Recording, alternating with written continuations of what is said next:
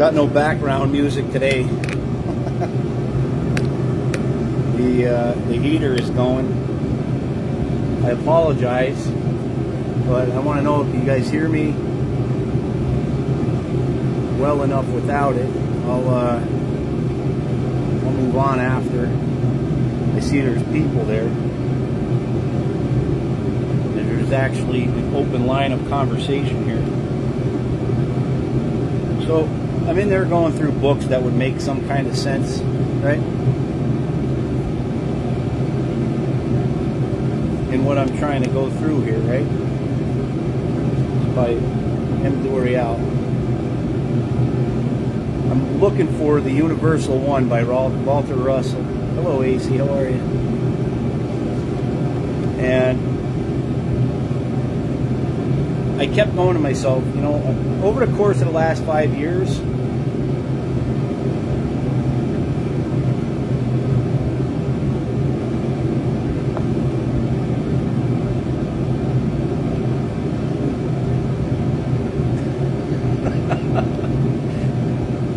it's insanity, right? But you read them, you read the different translations, you read the different kinds of things.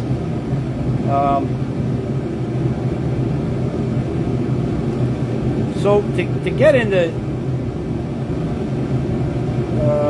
you know, philosophical and internal thought, you know, like your ability to process information, to gather and collect it, right? It's all in wave form, sound, visibility, you know, through light, vibration, you know, you feel the wind on your body, all that stuff. You know, speaking spiritually, there's one thing that makes all that stuff work and make all that stuff happen, you know? Got me live, yeah. Hello, Stacy.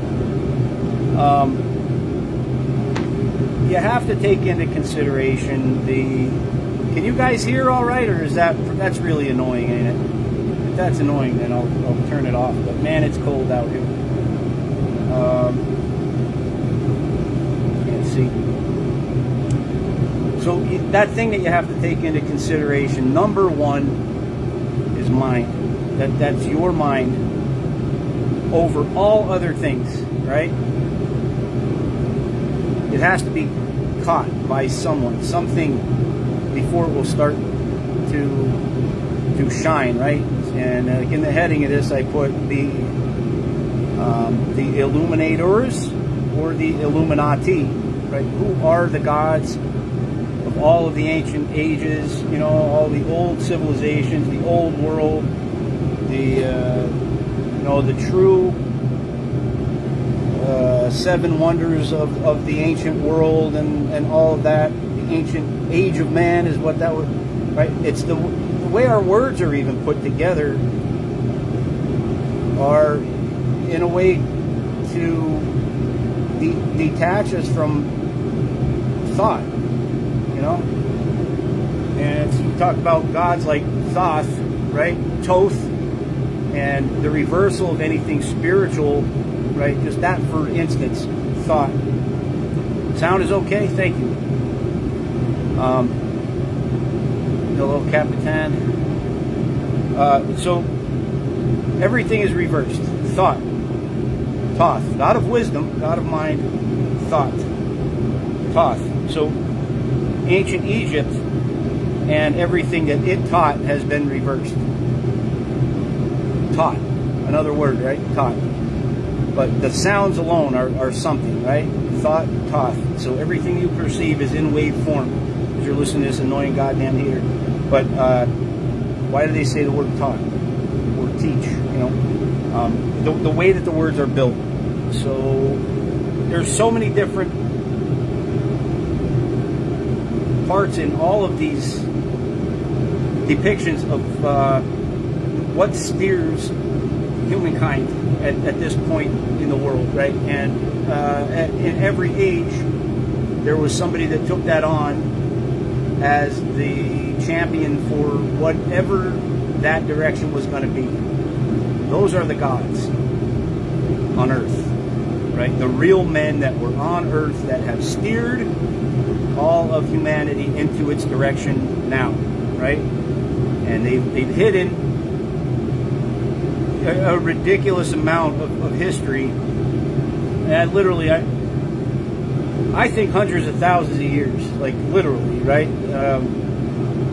And like, who can actually nail down with absolute clarity, right? How old is the ancient pyramid of the three pyramids three great pyramids in Egypt, right? Of Giza. How old are they? How old is the Sphinx? Right? You wouldn't know. You're lied to, right? Well, how do you know if you're being lied to if you're not? I was in a segment of my search here, right? Whatever the hell you call all these books, right? Throughout the last 5 years, where I came across all this stuff on the Bolsheviks and where did they come from? Break it down to the earliest core. Who were they? How did they work? And blah blah blah, right? And I got to this point where I started to romanticize the idea that Hitler was some form of good guy, but to his own people, right? I'm not saying that I think Hitler is a good guy. I was there. I thought that, right? Nobody that is leading to the deaths of anybody else is a good guy now, as I more spiritually understand that myself, right? But so I was really curious. I wanted to buy the book Mein Kampf, right? And if I want a true interpretation of what he said, well, whose interpretation would that be? Right? That's an important factor in where I'm getting that information from. Right? So AI aggregates data. Let's just say 80% of popular culture agrees on blah, blah, blah. And this is not the widely agreed consensus of science, the Earth being a globe and all of that, right? And why does that matter? So now that everybody in the years following what happened in World War II are only exposed to a very tight network of ideologies and controlled academia, right? It would be very difficult. I mean, now that's more like 99% to 1 on what information is available to you, right? So if I want to buy Mein Kampf as a book to process the information in it, or what Hitler's ideas and thoughts were at that time as he's watching the degradation of society around him and all this stuff, and I want to get a clear understanding of what's in that guy's mind, and still, is he good or bad, right? So you have to take that into account. I looked on Amazon for Mein Kampf. Every name that was available in the top 30 different variations of that book ended with it was like a Sipowitz or a Steinberg, or right. So all of these German Jewish Khazarian German translations are coming through the Jewish mindset, right? They're allowed to tell it, but the German people who lived there were not. And then you look up, all right, well, who were the people that documented all this stuff and translated that were actually German and watched it happening throughout their life cycle, right? They got to experience what happened in 1930s Germany as a German person rather than a Jewish person. Well, guess what? Those books start going from $20 or $30 a piece, right? In the Jewish versions, up to $300, $400, and $500 a piece, right?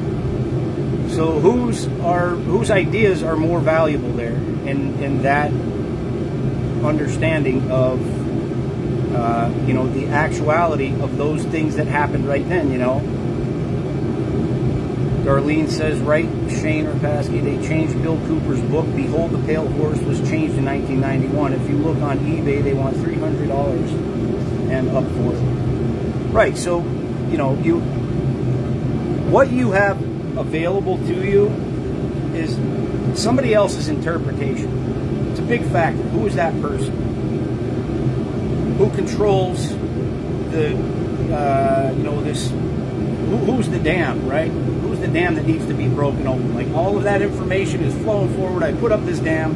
There's going to be one little outlet of water, and I'm going to control how that water flows out of that dam, right? That's what these different ages of man have had over and over and over again. Those people controlling that flow of information, that flow of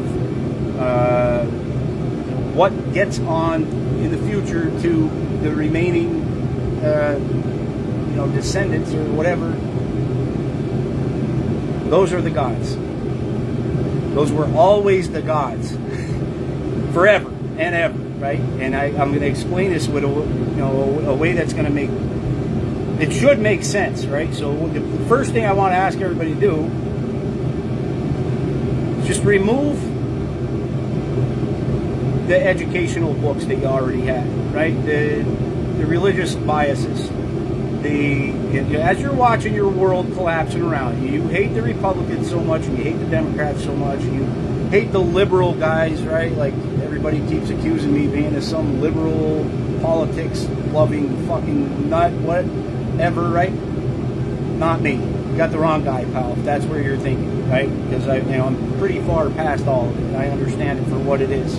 It's that two-sided system that keeps steering us where they want it to take us, Go back and look up videos of Joe Biden or Trump from his previous presidency on quotes of things he said back then. I was looking up human capital. It can't be found on the internet anywhere, right? Because they obfuscate everything he said. They throw 50,000 other things. Look at what Trump did, right? One, in the media, in the social media, in the online media, in the news, right? They'll hit you with 50 different variations of Trump wants to take over Greenland. I'm not asking that, right? Like, what happened to the specific words I used in this query? Like, that say nothing about Greenland. I wanted to know about human capital, which is a term he's used regularly in his last presidency. And I can't find those videos anywhere at all.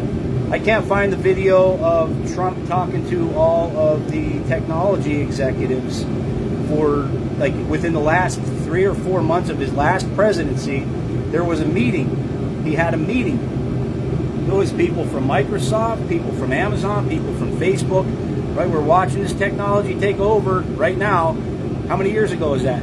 6, 7 years, right? Not maybe like 6 or 7. We had all of Biden, there's 4, and now 2 years of him, that's 6 or 7 years ago, right? Wow, man, I can't believe it went that fast already. But, so anyway, you can't extract this kind of information if you want to go and grab it and figure it out. Like, well, how did he form these words, right? 5G, it's going to save the world. We need to be the leader. Right now it's AI. We need to be the leader, right? And so what is exposed of Trump is that same dam controlling the flow of the water, right? But who is that? It's actually technology, right? The algorithms that are built on what you're allowed to be exposed to. Facebook deleting all of my videos, trying to explain how those algorithms work, all the different variables that are factored into the data and information that is algorithmically placed as a valid, a variable in front of you, right? How all of that works. It's not Trump, right? It's your view of Trump, right? And that's what they're attacking. Your view of Trump, your view of ICE, your view, right? That's what's being catered to, is your view of those things, right? So this goes into that concept, when I change the way I look at things, the things I look at start to change, right? Watch your algorithms. Start thinking about sneakers or whatever. Think about anything. Let's bring up for a conversation. Just start talking near your phone and saying the words like pooper, scooper, right? The little dog tool for picking up the dog turds out of your yard, right? Like, so now you start seeing ads, right? All the aggregated data, that sound, all this stuff. Hi, Jacqueline. So that's just the basis for being able to understand what I'm about to get into as far as God is concerned. I did so many videos on these already, and like, I don't think other people were ready. Why? Because all of this outside influence on the way that they're their processing machine works have been poisoning them, right? Politics, news, media, this stuff, right? Social media. So all of that stuff has something to do with the way that everybody perceives the things that are out in front of them, right? So now we'll start at the beginning, right? You have, so there's two different gods. I'm going to tell you my perspective, right? So what I'm asking you is get rid of your Christianity. You don't attack me with it. Get rid of your conservatism, liberalism, all that stuff. Just get rid of it for this conversation, right? Blank your mind out and start thinking about the things that make sense to you as I talk about them and bring them up, right? Elaborate on them philosophically in your own abstract mentality without that conduit of thought being wrapped around the biases that you have, right? Get rid of them all. Get rid of them all. And just you think about these things from the earliest concepts, okay? But like, so now, yesterday I posted a picture of the creation of Adam.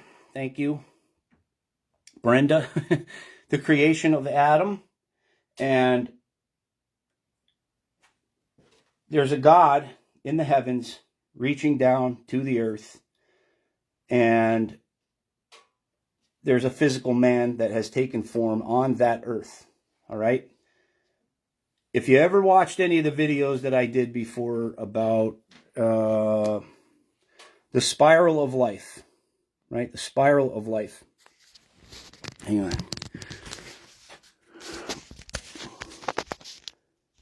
Which is phi.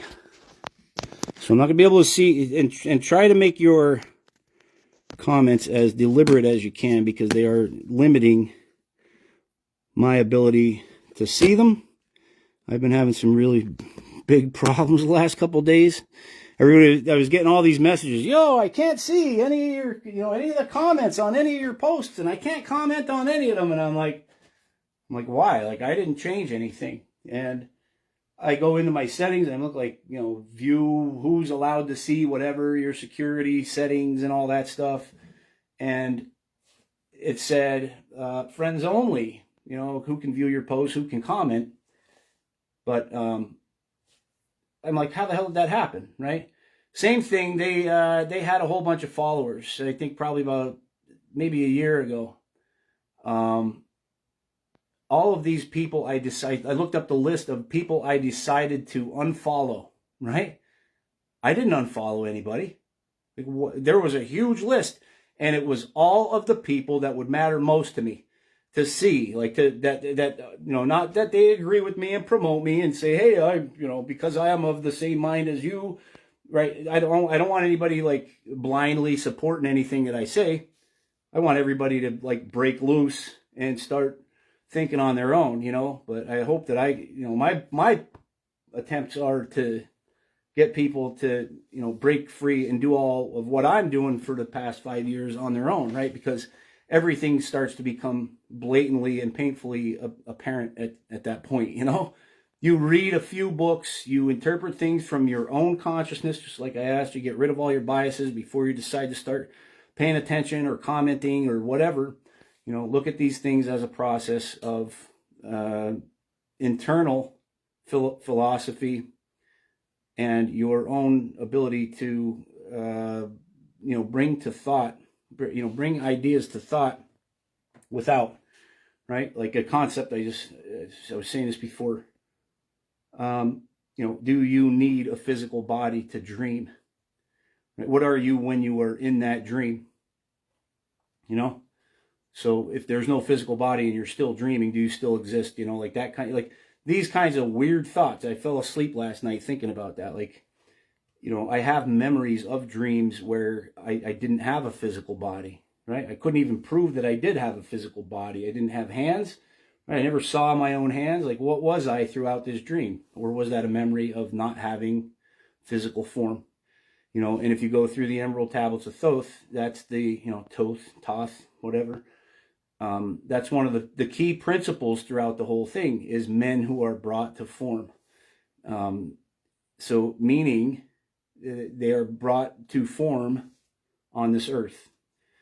And that's all done with that spiral, right? So if you saw in that image, they said, well, you know, God looks like a brain there, right? And they bring up this shape of, they said, all right, well, what does the brain look like? There's the, you know, cerebellum and the, right? It all goes something like that, right? So the artistry in those days, the Greek eras, the classical ages, they all have to do with this. All right? All of them will represent that shape in one way or the other. If you look at a pharaoh's head, right? Same headdresses as the Pharisees of Rome. Same headdresses. They thought of themselves as gods. Pharisees. Right? So this is just a depiction of what the head was shaped like, right?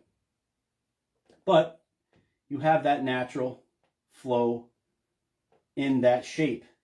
So if I walk up to this thing and I want to, you know, create a specific movement, what is my body naturally able to do, right? You see, like I always say, the little Tai Chi guys out in the park, you know, moving their hands and flowing, right? But that kind of thing, right? Your body only moves in a specific range of motion, right? It's not robotic. It's not. It's something that is like every other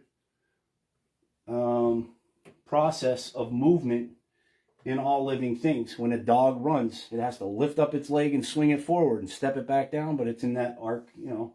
If I were to draw what a dog's paw looks like throughout its range of movement, it'll go like this over and over and over again, right? But that's the beginning part of how does a dog's tail work sometimes? Like that, right? If I'm looking out my window and I see a bird, right? I'm looking at a tail, a body, some feathers, all of it in the same range of motion. Another, right? So it's, see what I'm saying is that all of these things are inherent in the way that we express things. So that's vibration. That's movement, that's fluidity, that's air and moisture. And there was like, so the ancient Egyptian creation story was Ra was the great creator in all things. And then there was Atum was the earliest man. And then later down the road, Adam pops up out of nowhere, you know, in the Hermetic creations of religion through Greece and, you know, old mystic Judaism. I gotta put that heater back on, man. I'm sorry. Give me 1 second.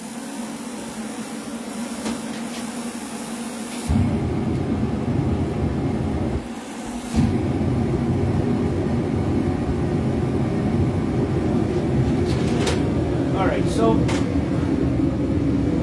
now you've got the range of movement, the range of nature's blueprint, right? Same thing, Michelangelo and Da Vinci and Pythagoras and all these guys, the divine ratio 1.618, right? That's that spiral. And all of those things, you've got the bird, the brain, the range of movement of the animals, a fish in a stream, right? That's another one. If you want to look up hydrodynamics, right? And you've got a stream of water running in this direction. Everybody wants to know, how could that fish sit right there without moving? Right? It's not kicking its tail, it's effortlessly just floating there in the water.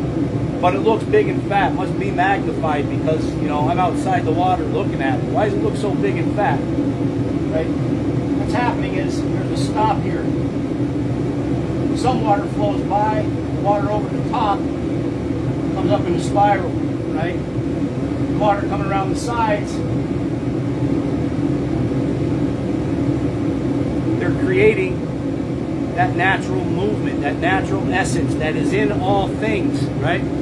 God is everywhere. God is in everything. The Gnostic teachings, God is in you and God is you, right? Fluidity, you lay in a hospital bed for 6 months straight without any movement, what happens? Your water gets bad, you die. You know, there's a story of some lady that was given 6 months to live, and doctor said, you know, you're given 6 months. She goes for a second opinion. The guy tells her go and climb Mount Everest. She climbs Mount Everest and lives another 40 years or something, right? Because there's now movement. The way water works, what happens is the fish flares its scales open to catch those little back swirls. And that's it. That's how the fish stays there. Sharks move through, you know, the water effortlessly, like the I can't remember the name of the shark, but the fastest shark, whatever it's called. You don't have to comment or anything, but you get my point, right? Same thing. Hydrodynamics. Nature has a way of creating things on its own. So just like that, the bird on a stem, you know, you've got this bird up here looking for food, but he's got his feathers fluffed, right? It's a lighter version of water. So there's heat on the ground where the sun hits, but it's 32 degrees up here, and at the ground it's whatever amount of energy gathered by the sun. That energy rises, the bird fluffs its feathers open, gathers up the warmth. What do we have? The way that water, that heat moves. Just like flame, same thing. It all moves in this shape. Everything moves in this shape. So when I say God, the seventh number, or the seventh letter of the alphabet,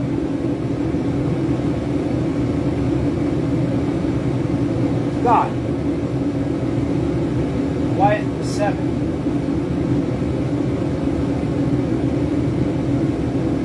It all, the only language that we can all agree on would be number. If we all looked at one bird out in the grass in some field, we would all say, there's just one bird sitting out there. We all looked and we saw two birds, there'd be two birds. It became a flock, and say, oh my God, that's too many birds to count, right? And like numbers stop being important at that, right? There's an infestation of birds, like holy hell. You know, so like that as a concept, right? You think, what do I need numbers for? This goes into the whole thing with Eratosthenes. You need numbers to count wavelengths, right? It's the one.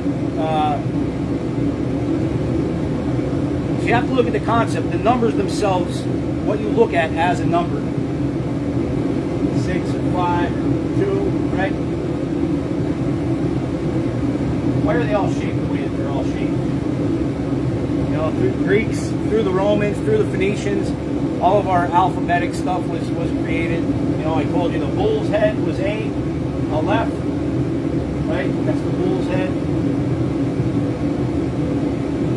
You got to watch those videos on that. There was a guy that I was watching explaining that. It's wild stuff. So everything is in octaves, is what we're, you know, is what we are removed from understanding about any number system, right? Everything is in octaves. So in music, I climb 7 notes, 1, 2, 3, 4, 5, 6, 7, pure notes, right? Or you add in the other 5 half notes, right? Now I end up with 12. 1 plus 2 is 3. I have harmony, right? In that entire range, I've got all of the rainbow, which is 7 colors, 7 planets, 7 everything, right? But it's different levels. So now if I take those numbers, let's just say I have one number, represents one color. I don't need the shape of that number to identify how many are there. But they are there. They're wavelengths. They're cycles per second in light, in sound, and vibration, right? So Now you're in stuff that's uncountable again. You got the gigahertz range, right? But again, why do you have to name it gigahertz or megahertz? Because it's in a different range. It's in a different octave than what is natural to the body, right? 432 and the Rockefeller stuff, they knew. This is the oldest language, is to count wavelengths. You don't need the shape of the number 1 to describe it. You just know what it is. So in that language only, without a description or a symbol to identify what that one thing is, now you've got the ability to count that one thing, right? So, the ancient Egyptians had this thing. I don't remember where I came up with all of this. You add these together.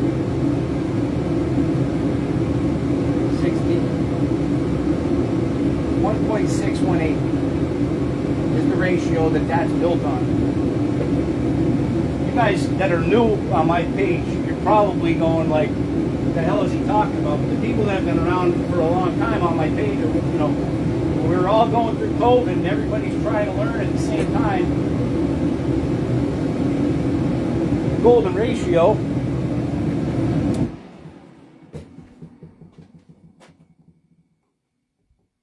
1 plus 6, or I mean, so I ended up with 7. Now 1.618 is, let's just use the language of shapes this time, right? I double the area over and over, right? And I have what's called the Pythagorean rectangle, right? So through nature,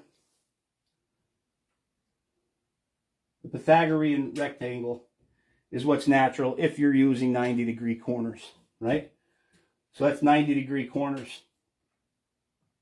Now, all of the rooms in all of the ancient Egyptian structures that are still existing today have that shape in them. Why?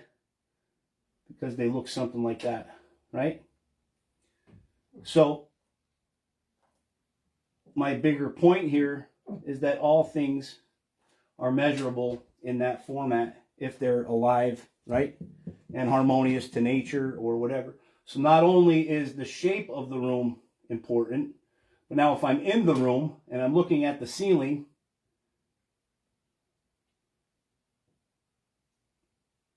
the ground, the walls, everything had this shape factored into it.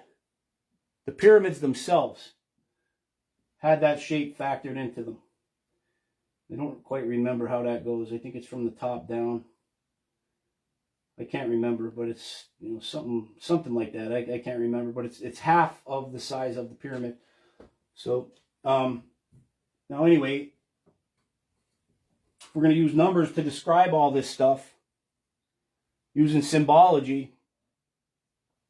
And I go back into the square and circle, the Illuminatists stuff, right? The gods on earth who have learned their masculine and feminine mind, right? The Julius Caesars, you know, right, rewriting the months of the year because he proclaimed himself a god on this earth, right? So I've got squares, circles. In that square, I've got 90 degrees, 180, right? 270 and 360. And the same thing in the quartered circle, 360 degrees. 4 times, 90, 180, right? All equals 9. So if I take that quarter circle or that square, right? Quarter circle or the square. Now let me just describe this shape of the Pythagorean rectangle in a different format. Quarter circle starting at point 1, point 2, point 3, point 4, 5, 6, 7. What am I left with? That one thing that is in all things, like God. What is God? If I put my hand up like this, right? My fingers are curled up inside my fist. You see the way that my hand is shaped now? Right? So that is God. And I'm going to tell you that from all of my interpretations, you don't have to agree with me. I'm going to tell you that is the one thing that is the fabric in all things. And that was called Heka in ancient Egypt. Right? We say, what the heck? You put a hex on somebody, a hexagram, right? All of that had to do with mysticism. It's all initiatic teachings, right? And Pythagoras and Eratosthenes and Aristotle and Plato and all these guys from Greece that were so philosophical and so thoughtful and so important in all of the ways that they think, right? You want to be a member of higher society, don't you? Well, you're going to have to learn these things that we want you to learn, right? So we're going to start making a school over here. You know, we're going to make the Pythagorean cult over there, you know, where they're not allowed to talk, any of the initiates, right? They're not allowed to talk.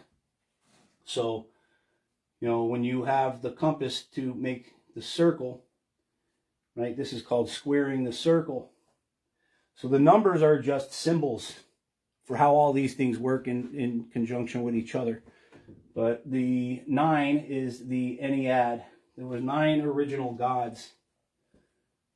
And the one great God that encompassed all the other gods, which there are 2, you know, they're said to be the same one, which is Atum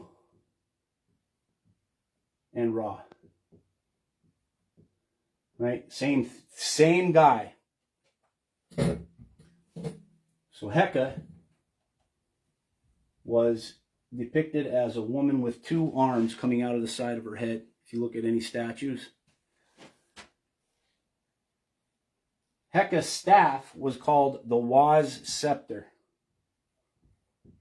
The Waz Scepter, like we say the word was. Again, in reverse. Saw. Through my interface. Why my interface? Why does the word interface, or why does the sound I come out when I'm trying to describe how I perceive light and vibration? I is the 9th number of, or 9th letter of the alphabet. Why 9? So 9 is reciprocity. When the Gnostics are saying God is in me and God is me, that is consciousness. That is the square and the circle both. You're being restricted from seeing one by the people who are keeping back the dam, right? That are controlling the flow of how you perceive notions, ideas, philosophies, abstraction, right? So I, being the 9th letter, my interface for what's in here and what's out there, has been flip-flopped. What's out there is more important than what's in here. That's what we're all missing now, like by looking at the gods of the day today, right? That's the people who are steering mankind through technology. So guess in the future who's going to be depicted as a god. That's going to be like Mark Zuckerberg controls the way people control.